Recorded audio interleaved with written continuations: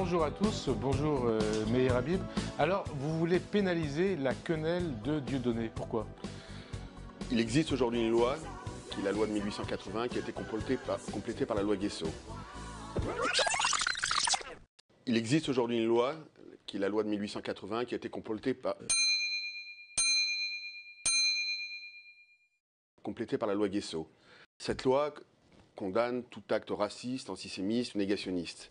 Hélas, aujourd'hui, cette loi s'est avérée insuffisante parce qu'elle ne comprend pas la gestuelle de gestes racistes ou antisémites. Mais alors Dieudonné va vous dire, parce que là vous semblez dire que la quenelle de Dieudonné c'est un geste antisémite, il va vous dire... Il va falloir vous expliquer un petit peu la nature de cette demande, quel est le projet, qu'est-ce que vous envisagez par ce genre de choses? C'est un geste anti-système, hein, et donc il va falloir prouver que c'est antisémite. Si initialement la quenelle pouvait être un geste anti-système, et j'ai pas de doute que beaucoup de gens font la quenelle et le font par anti-système aujourd'hui, elles doivent comprendre que ce n'est plus le cas. Initialement, par exemple, le salut nazi, c'était le salut romain, c'était le Ave César. Par la force des choses, c'est devenu ce que l'on sait, et le salut donc nazi. Hélas, aujourd'hui, la quenelle, qui était peut-être, et qui reste encore pour certains un geste anti-système, ne l'est plus. Il faut moins parler de cette affaire. Voilà, à côté le chacal, il est honnête. Appliquer la loi et renforcer la loi, donc ce qu'on essaie de faire avec une proposition avec Jean-Louis Borloo, à qui je souhaite un prompt rétablissement, il nous manque beaucoup à l'UDI.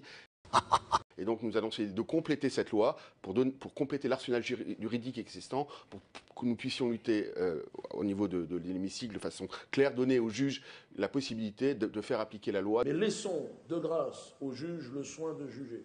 Hein, et ils le feront, je sais, hein, en toute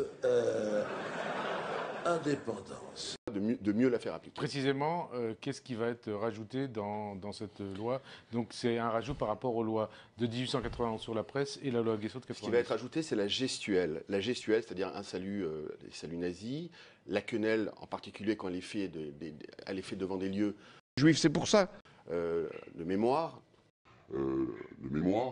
Quand on fait aujourd'hui la quenelle devant l'école Otsara Torah de Toulouse, où on a massacré des enfants parce qu'ils étaient juifs, c'est pas un geste anodin. Lorsqu'on le fait devant une synagogue, c'est pas un geste anodin. Parce que Au-dessus, c'est le soleil. Le nazisme, c'est pas anodin. Si on croise quelqu'un dans la rue à la sortie d'un lycée qui fait ça, qu'est-ce qu'on peut aller lui dire? Qu'il devrait se méfier parce que le nazisme, ça n'est pas anodin. C'est pour essayer de compléter, et d'ailleurs il ne s'agit pas que de la quenelle ou que du salut nazi, il s'agit de tout gestuel c'est ce que j'allais vous dire, raciste. c'est pas forcément ça. Non, absolument ça peut pas. Être gestes, ça peut être d'autres dans la comportements. loi, le terme quenelle ou salut nazi n'est pas mentionné. On parle de gestuel ayant un rapport avec une idéologie raciste. Raciste et antisémite. Pourtant, vous considérez que tous les gens qui font la quenelle ne sont pas forcément antisémites, on est Je d'accord? ne doute pas que tous les gens qui ont fait la quenelle ne sont pas des antisémites. Alors, un geste sans parole ni écrit suffit-il à rendre son auteur coupable d'un acte antisémite Raciste et antisémite. ou d'un acte éventuellement homophobe, je ne sais pas? Frédéric Aziza a donc un visage, un corps, des attitudes, des gestes qui lui sont propres. Par la force des choses, comme je vous le dis, aujourd'hui, ça ne devient plus un geste anodin. Un pseudo-humoriste a rendu ce geste, qui était initialement peut-être un geste antisystème, comme un symbole de ralliement de racistes et d'antisémites. Raciste et antisémite. Donc force est de le prendre en compte et en considération. C'est pour ça que nous essayons de compléter la loi. Et je fais appel à l'intelligence de chacun d'entre nous, de vos auditeurs.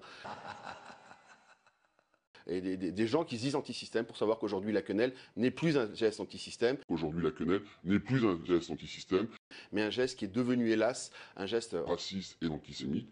Raciste et antisémite. Alors pour l'instant, cette proposition de loi, elle est signée par un certain nombre de députés, notamment ceux de l'UDI. Et de l'UMP aussi. Et de l'UMP, c'est quoi, une trentaine, une quarantaine? Une trentaine à peu près aujourd'hui.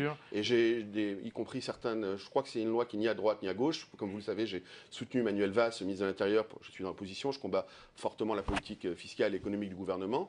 Mais je crois que dans ces questions, il n'y a pas de droite, il n'y a pas de gauche. Je pense que le ministre de l'Intérieur a pris ses responsabilités, je l'ai soutenu.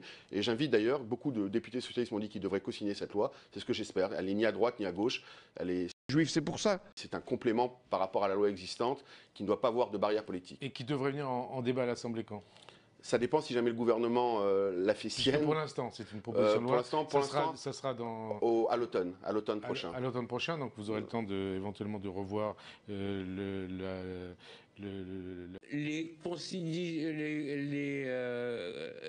manière dont vous allez élaborer cette proposition de loi. Vous pourrez peut-être avoir d'autres signatures. Quelles sanctions vous préconisez contre les auteurs de quenelles? On veut justement renforcer donc les sanctions. Aujourd'hui, c'est une simple contravention. On voudrait faire que ça passe à un délit pénal avec des peines plus lourdes, avec des amendes plus lourdes pour être plus dissuasif et surtout, encore une fois, appliquer la loi existence. Parce que dans le cas du pseudo-humoriste, il avait été condamné à 7 ou 8 reprises, y compris de façon définitive, et la loi n'a hélas, dans un premier temps, pas été appliquée. Donc il faut appliquer la loi, moins parler de ça, appliquer la loi et renforcer la loi. Merci Meir Habib, merci à vous de nous être fidèles et à très bientôt sur LCP avec un nouveau député du jour. Merci. The Knights Hussein demand a sacrifice. Ananas, ananas, ananas, ananas, ananas, ananas.